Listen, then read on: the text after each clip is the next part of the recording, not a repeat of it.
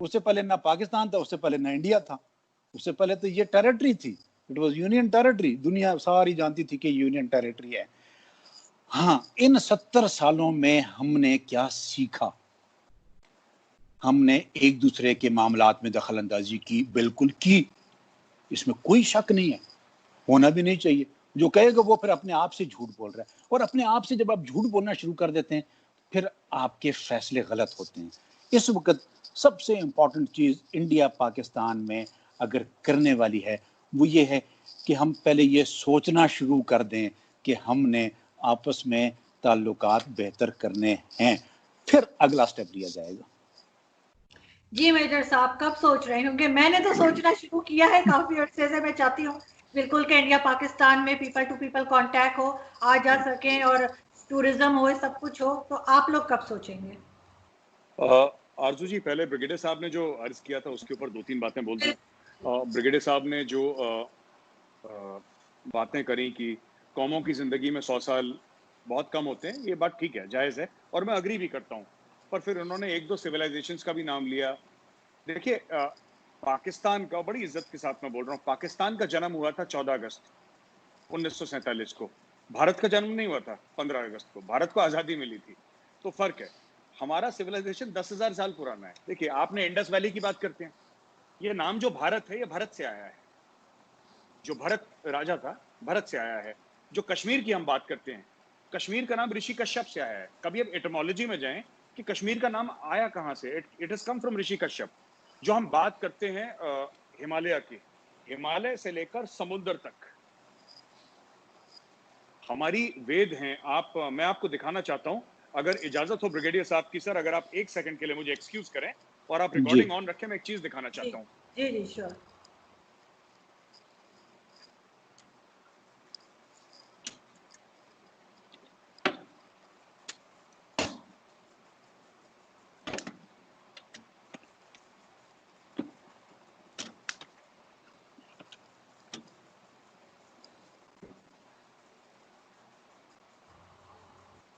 आरजू, देखिए, मैं आपको बताता हूं, ये अथर्ववेद, मैं आपको बताता हूं क्या है। ये है यजुर्वेद, ये है सामवेद,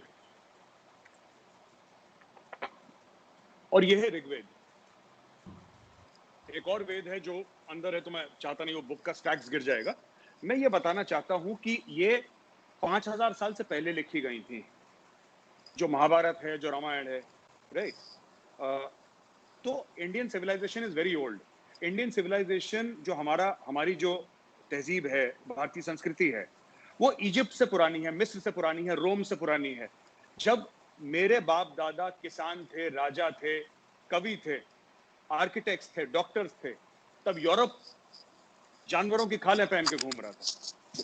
तो आपको थोड़ा सा ये लेना पड़ेगा ना कि इस कॉन्टेक्स्ट में लेना पड़ेगा। दूसरी चीज, ब्रिगेडियर साहब ने जो बात करी ना कि ब्रिगेडियर साहब ने बात करी कि कौन टेररिस्ट है, मैं आपको बताता हूं मेरे नजदीक कौन टेररिस्ट है। ठीक है, जो इनोसेंट लोगों को मारे, हथियार उठाए। हथियार कई लोग उठाते हैं, मैं ये नहीं कह रहा कि सब हथियार जो उठाते हैं सारे टेररिस्ट हैं, मैं वो नहीं कह रहा।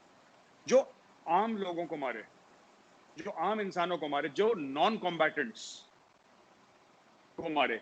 दूसरी चीज, एक तो वो टेररिस्ट, दूसरी चीज जो जंग ब्रिगेडियर साहब बात कर रहे हैं ना, जंग फौजों के बीच में होती है। 71 की जंग थी, 65 की जंग थी, कुछ हद तक 47-48 की भी जंग थी, 1999 कारगिल भी जंग थी। 2 professional आर्मीज fought against each other. Kashmir में जो चल रहा है वो जंग नहीं चल रही कि एक पेट्रोल जा रहा है, आपने पीछे से लगाया आपने और AK-47 का बर्स्ट। अभी कल सरपंच मार दिया एक, वहां पे एक हिंदू सरपंच था। हिंदू तो बचे नहीं खैर वहां पे। Hindus in Kashmir are almost, मतलब कि मैं आपको ये बताना चाहूंगा, क्योंकि आप लोग आए नहीं इधर कभी, और ब्रिगेडियर साहब, आरजू जी, कभी आप आए तो हम आपको ले भी जाएंगे वहां पे, प्लीज बी आवर गेस्ट। पूरी एक जनरेशन कश्मीर में बड़ी हो गई जिसने कभी हिंदू को नहीं देखा। पूरी एक जनरेशन बड़ी हो गई है जिसने अपने पूरे 30 इयर्स में एक हिंदू को नहीं देखा, और हिंदू को नहीं देखा उस लैंड में जो कि 100% हिंदू था। 1300s में 1300 जो सदी थी उसमें Shahmir was the first Muslim king of Kashmir. उसका नाम शाहमीर था, वो पहला मुस्लिम किंग था। शाहमीर के समय it was 100% Hindu. Today Hindus are less than 1% in the valley, finished, wiped out, gone. कहां गए? मैं वही कहता हूं, देखिए ना, सुनिए, this is not to blame somebody, but Iran was not Islamic. Iran Zoroastrian था, ज़ोरास्ट्रियनिज्म उनका फेथ था। It's 100% Muslim. ये आपके जो रोम है, रोम क्रिश्चियन नहीं था। रोम 100%, इटली 100% क्रिश्चियन हो गई है। इजिप्ट देखिए, मैं पुराने सिविलाइजेशंस की बात कर रहा हूँ। और चाइनीज का तो खैर ऊपर वाला मालिक है, वो मानते ही नहीं किसी को, तो then you don't talk about the Chinese. वो अपने लेवल पे चल रहे हैं और ठीक है, उनके लिए, जो उनके मुल्क के लिए ठीक है। Why should we advise the Chinese? मेरा ये कहने का मतलब है कि these are old civilizations. Our civilization is the oldest. ये आपने वैभव की बात करी, वैभव जहां पे रहता है, बनारस, बनारस इज, आप जाइए आर्कियोलॉजिकल सर्वे की आप फाइल्स देखिए, it is the oldest inhabited city in the world. हम लोग दमश्क की बात करते हैं, you know, we talk about Damascus, we talk about Baghdad. Banaras is 3000 years older than Baghdad. तो ये आप इसको देखें, बगदाद इज आपकी 2-2.5 साल पुरानी है। ये कब से गंगा जी के तट पे है, ये कब से चली आ रही है, आप रिकॉर्ड चेक करें। बहरहाल बात आते हैं ना कश्मीर पे। देखिए इशू पता क्या है, एक सबसे पहले हमें यह जानना होगा, शायद पाकिस्तानी अवाम को पता है नहीं पता, पाकिस्तान यूएन के पास नहीं गया था कश्मीर को लेके, इंडिया गया था। I know it, everybody knows it. आप लोग गए थे, आप लोग गए थे, बिल्कुल हम लोग आप लोग गए थे। अच्छा, दूसरी चीज है कि जो 600-650 प्रिंसली स्टेट थे इंडिया में, भारतवर्ष में, ये एक जमाने में इनको जनपद कहते थे, जब 16-18 जनपद हुआ करते थे। आज से 3-4 हजार साल पहले की बात कर रहा हूँ। फिर बाद में टूट टूट के प्रिंसली स्टेट्स बन गए, फिर ब्रिटिश ईस्ट इंडिया कंपनी आई, फिर क्वीन की फोर्सेस आई, फिर ब्रिटिश गवर्नमेंट यहाँ पे 150-200 साल चली है, पूरी जो भी चली है, सब कुछ मिला मुलूक है। तो कहने का ये मतलब है मेरा ना कि यहाँ पे हुआ ये है कि जब कश्मीर के महाराजा ने एक्सेशन साइन करा था, वो format was the same for everybody. Format Bhopal के लिए वही था, लखनऊ के लिए वही था, रामपुर के लिए वही था, मुरादाबाद के लिए वही था। सबके अलग अलग, किसी के नवाब थे, किसी के बादशाह थे, किसी के राजा अरूजे थे, इनके जो भी थे। तो देवर 600, करीब 600-650 प्रिंसली स्टेट थे इंडिया में, सब ने साइन करा। इशू ये होता है ना कि अगर पाकिस्तान ये समझता है कि हम यूएन के रेजोल्यूशंस की बात करेंगे और हमें यूएन रेजोल्यूशन से चलना है, और उसके क्या शराइत हैं, मैं उस पर नहीं जा रहा कि नंबर 1 ये है कि पाकिस्तान का, we are not going there at all, हम उसकी बात नहीं कर रहे। मैं तो ये कह रहा हूं, अगर आप यूएन के शराइत से चल रहे हैं, फिर आप यूएन से चलें। ये हिजबुल मुजाहिदीन, ये लश्कर तैयबा, ये जैश मोहम्मद, ये कौन है? ये तो कश्मीरी नहीं है। छोड़ के सैयद सलाउद्दीन, ये तो सैयद सलाउद्दीन तो बडगाम का रहने वाला है, उसने अपना नाम बदल दिया, यूसुफ शाह है उसका नाम, तो उसने अपना नाम सैयद सलाउद्दीन रख दिया। बट ये सारे तो पाकिस्तानी पंजाबीज हैं, दे आर नॉट कश्मीरीज। इनके फाइटर्स ज्यादातर पाकिस्तानी पंजाबीज हैं, कुछ इनके वैली में भी हैं फाइटर्स, ऐसी बात नहीं है, लेकिन जो पाकिस्तान में तो पाकिस्तानी पंजाबीज हैं। इश्यू पता है क्या है? इसी की बात थोड़ा सा, ब्रिगेडियर साहब की अगर इजाजत हो तो सर मैं थोड़ा सा साइड में एक बार बात ले जाऊं, थोड़ा सा अगर बात हो आप। जी बिल्कुल बिल्कुल जी। तो सर ऐसा है कि जैसे इंडिया में ना काफी, मैं थोड़ा सा मुख्तलिफ बात कर रहा हूँ। इंडिया में ये बड़ी बात हुई कि तब इस्लामोफोबिया है वगैरह है, राइट। मैं एक बात ये कहना चाहता हूँ ना कि थोड़ा सा जो आप लोग जो मुस्लिम कंट्रीज हैं, वो दूसरे को अलग ना करें। आप जब मुस्लिम और गैर मुस्लिम में करते हैं ना, तो फिर इसके नताइज होते हैं जो कि हर समय प्लेजेंट नहीं होते और हो भी नहीं सकते। मैं आपको 2-3 एग्जांपल देता हूँ, ठीक है, जो आरजू आपके वीडियो में हम डिस्कस कर चुके हैं। जो भी रीजन हो, हमारे सबके प्रॉब्लम है, मसले सबके हैं ना, मुसलमानों के भी हैं, हिंदुओं के भी, क्रिश्चियंस के, सबके मसले हैं। Why have only the Muslim countries made Organization of Islamic Cooperation? क्यों बनाने की जरूरत पड़ी आपको? ठीक है, क्यों हर चीज अलग अलग अलग, हमारा अलग तुम्हारा अलग, तुम्हारा अलग हमारा अलग, हम ऐसे हैं तुम ऐसे? भाई आपको मिलजुल के रहना है, आपको मिलजुल के रहना है, तभी बातचीत का जरिया खुलेगा। अगर हर चीज में आप अलग अलग करेंगे तो फिर दूसरे लोग कहेंगे। अब जैसे मैं आपको बताता हूँ इंडिया में क्या हुआ, बड़ा फेमस एक केस है, आरजू मैंने आपसे डिस्कस करा था। यहाँ पे 65-70 साल तक सरकार ने जो हज जो होता है, जो हर एक जो मुसलमान अफोर्ड कर सकता है उसके ऊपर फर्ज है, जो अफोर्ड कर सकता है उसके ऊपर फर्ज है। सरकार ने यहाँ पे 70 साल दिया, हज की सब्सिडी दी, ऑलमोस्ट 40 या 50% समथिंग लाइक दैट, मुझे अमाउंट नहीं क्लियर है, कि आपके एयर फेयर में माफ था, आपके शिप्स में माफ था। पहले तो शिप्स पे ही जाते थे एक टाइम पे, फिर बाद में एयर इंडिया की फ्लाइट चलने लगी, आपके होटल स्टे में जो पूरा पैकेज था उसमें गवर्नमेंट, तो कई 100 करोड़ हर साल और फिर बाद में हजारों करोड़ खर्च होने लगे, because more and more people started going. तो एक कोटा होता था, फिर सबको मिलता था, उसके हिसाब से ना सब्सिडी मिलती थी। पर अगर एज ए हिंदू, मैं अपने मुल्क में, जो मेरा मुल्क 80 to 85% हिंदू मेजोरिटी है, अगर मैं, और जो लोग आप कह रहे हैं ना कि मोदी जी हैं आपके हिंदुत्व वाले हैं या हिंदू सरकार है, मैं कहता हूं जी, मुझे अपने जो आपके जैसे कि आपके लिए पाक है, मक्का मदीना पाक है ना आपके लिए, तो मेरे लिए भी कुछ पाक होगा। तो मैं सिर्फ ये कह रहा हूं कि जो आपने मेरे मुस्लिम भाई बहनों को फैसिलिटी दी है, वही फैसिलिटी आप मुझे भी दे दो, सेम फैसिलिटी, और मेरा तो और सस्ता पड़ेगा क्योंकि बगल में ही है मेरा, तो आपका तो फिर दूर है। वो नहीं मिली कभी आज तक। तो इससे क्या हो गया कि जो इंडिया में प्रॉब्लम चल रही है, this is the creation of Muslim leaders of India, this is not a creation of RSS.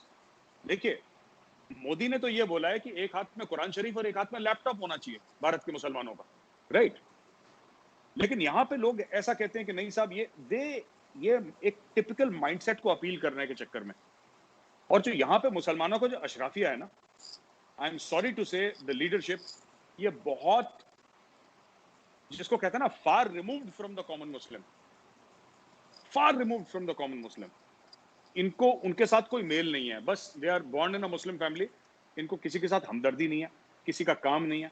बस आपने एक स्टेटमेंट पास कर दिया, ओवैसी के भाई ने बोला कि 15 मिनट के लिए, आप समझिए 85% मेजोरिटी हिंदू कंट्री में ओवैसी का भाई ये बोल रहा है कि 15 मिनट के लिए पुलिस हटा दो तो हम हिंदुओं को देख लेंगे, ये बोल रहा है। अब आप सोचिए, और लोग कह रहे हैं बड़ा बहादुर है। अरे वो बहादुर नहीं है, वो कॉन्स्टिट्यूशन ऑफ इंडिया उसको परमिट करता है, वो कैसा बहादुर है? तो मैं ये कहता हूं कि मैं थोड़ा सा माफी चाहूंगा, मैं थोड़ा सा अलग हो गया, we were talking about geopolitical issues और मैं लोकल इश्यू पे आ गया, लेकिन मैं कॉन्टेक्स्ट देने की कोशिश कर रहा था। जी जी, अच्छा, नहीं, इंटरेस्टिंग है। देखें गौरव, कौमों की जो तारीख होती है वो तब्दील होती रहती है। मैं उस तरह नहीं कह रहा कि उनमें कोई तब्दीली आती है, नहीं। कल के जो लोग थे, जिसको आपने ईरानियन, ऑफ कोर्स देवर, वो कहते हैं, हम उसको आतिश परस्त कहते हैं, वो हुआ करते थे, ठीक है। फिर वो कन्वर्ट हो गए मुस्लिम का, क्रिश्चियन से पहले क्रिश्चियन रिलीजन नहीं था, यूदिज्म था, यहूदी थे, यहूदियों से पहले कुछ और था। ये तो इंसानी तारीख है जो तब्दील होती रहती है और आगे भी शायद तब्दील होती रहे।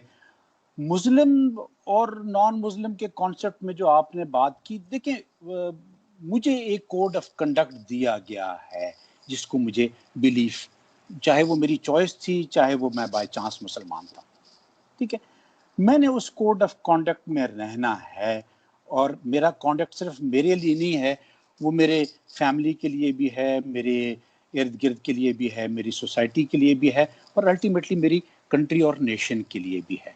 तो हमने उन बॉन्डिंग्स के अंदर रहना है। और हमारे एक बड़े अच्छे स्कॉलर गुजरे हैं, अल्लाह ताला उनको गरीक रहमत करे, डॉक्टर इसरार साहब, उन्होंने कहा ह्यूमंस जो होते हैं, इंसान, वो मादर पिदर आज़ाद नहीं होते। मेरी आज़ादी वहां ख़त्म हो जाती है जहां आपकी नाक शुरू हो जाती है, और आपकी आज़ादी वहां ख़त्म हो जाती है जहां मेरी नाक शुरू हो जाती है।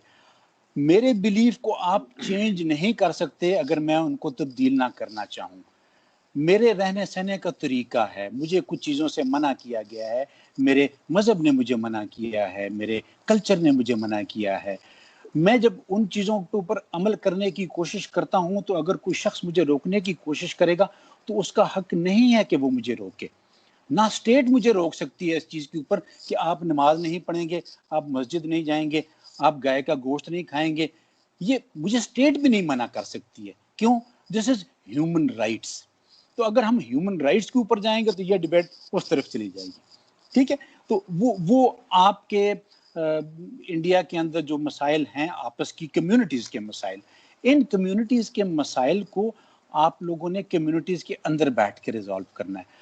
जब आप सेकुलर कहते हैं अपने आप को, तो फिर आपने सेकुलर को एडॉप्ट करना है, सेकुलर को एक्सेप्ट करना है, सेकुलर को सिर्फ वर्ड्स की हद तक नहीं, ये सारी दुनिया में है। ये करते हैं या नहीं करते is a different issue. Sorry यार, मैं ये बीच में एक कॉल आ रही थी तो मैं उसको, अच्छा तो हाँ चलो मैंने उनको ड्रॉप तो किया, लेट्स सी वो दोबारा मुझे कॉल। तो हमें आपकी वो इंटरनल पॉलिटिक्स हैं उसको आप हैंडल कीजिए, आप बेहतर हैंडल करेंगे। बड़ी पुरानी आपने कहा आपकी सिविलाइजेशन है, तो उस सिविलाइजेशन को उसी हिसाब से रिस्पॉन्ड करना चाहिए था और करना चाहिए भी, ठीक है ना। तो बहरहाल एक दूसरी चीज बड़ी इंटरेस्टिंग जो आपने की, वो ये जो मुस्लिम रेटरिक की बात की आपने, वो ऐसी साहब की बात की। देखिए ये पॉलिटिक्स जो है ये बड़ी, मैं सियासत से दूर रहने वाला शख्स हूँ, मैं सियासत पसंद नहीं करता, इसलिए कि ये सियासत में दोगलापन बहुत है। लोग कहते कुछ हैं, करते कुछ हैं, करना कुछ चाहते हैं, बोलते कुछ हैं, जिसकी वजह से इसकी जो वैल्यू है वो ड्रॉप हो गई, ख़ास तौर पर हमारे ममालिक में जो एशियन थर्ड वर्ल्ड कंट्रीज़ हैं वहाँ पर, ख़ास तौर पर हम जो कि इन्फेंट डेमोक्रेसीज हैं जिन्होंने अडॉप्ट कर लिया डेमोक्रेसी। ऑल्दो डेमोक्रेसी दुनिया तो आज भी एडवोकेट करती है, जो सोशल साइंसेज वाले हैं वो कहते हैं कि जी बड़ा बेस्ट निज़ाम है, लेकिन बेस्ट निज़ाम अगर देखा जाए तो फिर अमेरिका में वो निज़ाम किधर गया? आज देख लें अमेरिका को, डेमोक्रेसी कहाँ नज़र आती है आपको? तो वो एक लहर। इंटरेस्टिंग चीज़ ये है कि देखें, आपने बड़ी अच्छी बात की, हमें एक दूसरे की जिसको कहते हैं ना पॉजिटिविटी नेगेटिविटी, इसके साथ जीना पड़ता है। मैं वो अक्सर एक मिसाल देता होता हूँ कि जब आप शादी करते हैं तो आपने जिस खातून से शादी करनी है, आप उसकी अच्छी चीज़ें ले लें और कहें कि यार ये जो ख़राब चीज़ें हैं तुम वापस ले जाओ, ये नहीं हो सकता। आपने इन टोटलिटी एक्सेप्ट करना होता है। When you accepted yourself to be a secular state, then you need to accept every community in its entirety. आप ये नहीं उनको कह सकते कि आप ये करेंगे और ये नहीं करेंगे। ये मेरे लिए भी है, ये आपके लिए नहीं है। पाकिस्तान में भी अगर हिंदू है, क्रिश्चियन है, सिख है, मुस्लिम है, सब है, हमने इनकी इंटायरिटी में एक्सेप्टेंस लेनी है। ये नॉर्म्स हैं, ये सोशल नॉर्म्स हैं, ये ग्लोबल नॉर्म्स हैं, ये ह्यूमन नॉर्म्स हैं। हाँ, अगर हम इन चीजों से बाहर निकल जाएं कि नहीं, national interest of course is always prime, और इसीलिए स्टेट जो है वो नेशनल इंटरेस्ट को परसू करती है, स्टेट इंडिविजुअल इंटरेस्ट को परसू नहीं करती है। आपका national interest is Kashmir India, मेरा national interest is Kashmir is part of Pakistan. वो जो आपने हिस्टोरिक दिया ना कि प्रिंसिपल स्टेट किसने क्या किया एक्सेप्ट किया, जब हम दोनों ने एक चीज को एक्सेप्ट कर लिया था कि हम इसको यूएन रेजोल्यूशन के तहत करेंगे, तो फिर हम दोनों उसके ऊपर नहीं बैठे। आप भी नहीं बैठे, हम भी नहीं बैठे। आपने प्लेबिसाइड करवाना था, हमने फोर्सेज निकालनी थी, आपने भी फोर्सेज निकालनी थी, ना आपने किया ना हमने किया। So we both are to be blamed, we both are responsible for it, it is not we who are responsible for it. हमने रिस्पॉन्सिबली बिहेव नहीं किया है। इंडिया में अभी एक और चीज, आप पुरानी सिविलाइजेशन हैं, आप बहुत बड़ा मुल्क हैं, आप इकोनॉमिकली बहुत अच्छे हैं, आप मिलिटरीली बहुत अच्छे हैं, accepted, but please accept Pakistan as a sovereign state. आप हमारे मैटर्स में इंटरफेयर करते हैं, हम आपके मैटर्स में इंटरफेयर करते हैं। किस तरीके से करते हैं is a long story. We start from one corner and we go to other corner, it will never finish. मैंने कहा ना, देखिए ये जो irritants and disputes, they are existing everywhere. China का आपके साथ है, ईरान का यूएई के साथ है, पाकिस्तान का अफगानिस्तान के साथ है, अफगानिस्तान का ईरान के साथ है, ईरान का हमारे साथ है, मालदीव का आपके साथ है, श्रीलंका का आपके साथ है। डिस्प्यूट्स रहते हैं, ये नहीं कि हम कहेंगे कि डिस्प्यूट नहीं होंगे, डिस्प्यूट होंगे और डिस्प्यूट एग्जिस्ट करेंगे, because that is sine of a life. लेकिन उन डिस्प्यूट्स को हम कैरी करेंगे ऑन आवर बैक, तो फिर हम इसी तरह चलते रहेंगे। मेरा व्यू थोड़ा डिफरेंट होता है। मैं रेटरिक के तौर पर बातें नहीं करता, मैं कहता हूँ यार आगे सोचो, आगे सोचो। कब तक हम एक दूसरे को कहते हैं गलत कहते रहेंगे। मैं कौन होता हूँ आपको गलत करने वाला? मेरे पास एक एविडेंस होता है, मेरे पास एक चीज़ आती है, उसको मैं देखता हूँ, उसके बाद मैं आपसे रुजू करता हूँ कि गौरव साहब ये आपकी तरफ से आया है, और आप इन रिटर्न वही चीज़ मुझे कहते हैं कि जी नहीं ये आपकी तरफ से आया। आपने लश्कर तैयबा की बात की, आपने जैश मोहम्मद की बात की, आपने हिज़्बुल मुजाहिदीन की बात की, आपने हरकतुल मुजाहिदीन की बात की। ये सारी पैदावार क्यों है, हमें ये देखना पड़ता है। इश्यूज को रिजॉल्व करने के लिए आपको उनके रूट कॉजेज देखने पड़ते हैं। हम सिर्फ फेस वैल्यू पे चीज़ों को देख रहे हैं। अफगानिस्तान देख लें, अफगानिस्तान की मिसाल मैं बार बार इसलिए देता हूँ, मेरा it's close to my heart. मैं चूँकि पश्तून भी हूँ और उसी इलाके का रहने वाला हूँ और उसको मैं बहुत करीब से देखता भी होता हूँ। अफगानिस्तान को शुरू करते हैं जब हम हिस्टोरिकली 1747 से और आज तक, मतलब it's history, rich history of a different kind. लेकिन अल्टीमेटली उधर भी लोगों को मसाइल हल करने देंगे आप खुद उनके अपने। अभी इसलिए कह रहे हैं ना कि इंट्रा अफगान डायलॉग करें, दो अफगान आपस में बैठ के मसला हल करें, तब होगा, अदरवाइज नहीं होगा। यही चीज इस तरफ भी आ जाए, हमारी तरफ भी देखते हैं। हम एक मुल्क का हिस्सा नहीं है, हम दो डिफरेंट ममालिक हैं। आपकी हमें भी बैठ के इसको रिजॉल्व करना पड़ेगा। आप वहां से, मोदी जी बहुत अच्छे लीडर होंगे, आपके लिए पॉपुलर है ना, आपके लीडर हैं। मेरा लीडर मेरे लिए है, आपका लीडर अगर मेरे लिए मैंने उसको एक्सेप्ट करूं ना करूं, वो आपका प्राइम मिनिस्टर है और बहुत अच्छा होगा अगर इंडिया तरक्की करेगा उनके होते हुए। मेरे लिए तो कोई प्रॉब्लम नहीं है। बहुत अच्छे लीडर हैं, आप उनको एक्सेप्ट करते हैं, आपकी मुस्लिम मेजॉरिटी माइनॉरिटी उनको एक्सेप्ट करती है, सिख एक्सेप्ट करते हैं, सब एक्सेप्ट करते हैं, बहुत अच्छी बात है। पॉपुलर लीडर होना बहुत अच्छी बात है।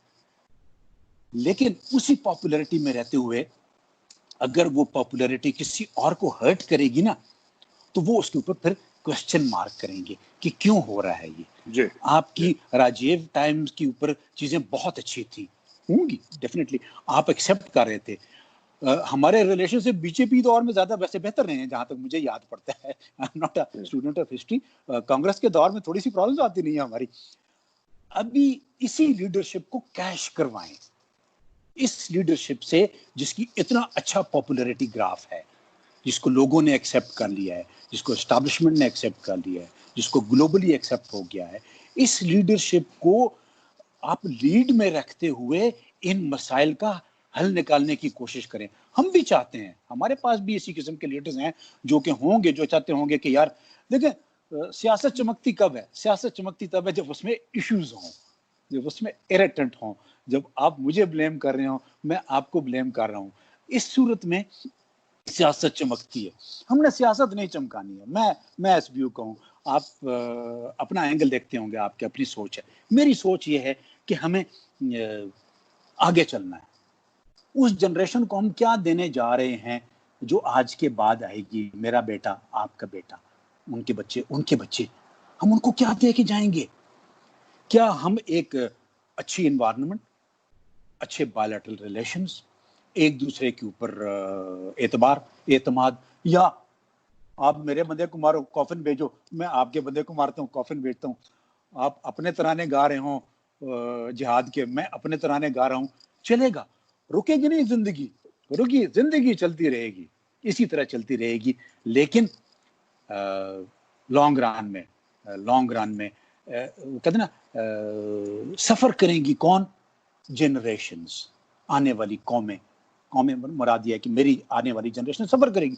वो यही सोचेगी। देखिए आपके वाले साहब, मेरे वाले साहब, अल्लाह ताला उनको गरीब रहमत करे, वो मुझे सुनाते होते थे 1947 में जब ट्रेन पेशावर कोहाट से चली थी और वो जा रही थी, और किस तरह लोग हमारे पास आए थे। आपको भी पुराने लोग यही बताते होंगे किस तरह लोगों को मारा गया, बेगुनाह मारा गया। ये जो आपने एक बात की, सॉरी मैं